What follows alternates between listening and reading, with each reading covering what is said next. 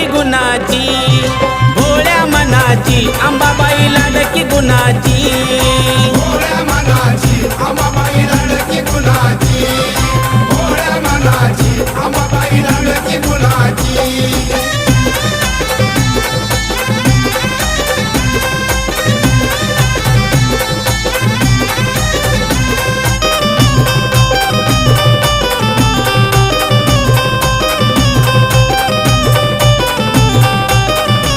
नवरात्रीच्या 9 माळी काही सांगू मी तिचा ढवल, इच्छा मनाची पूर्ण करून देते तुळजाई उजवा कौल.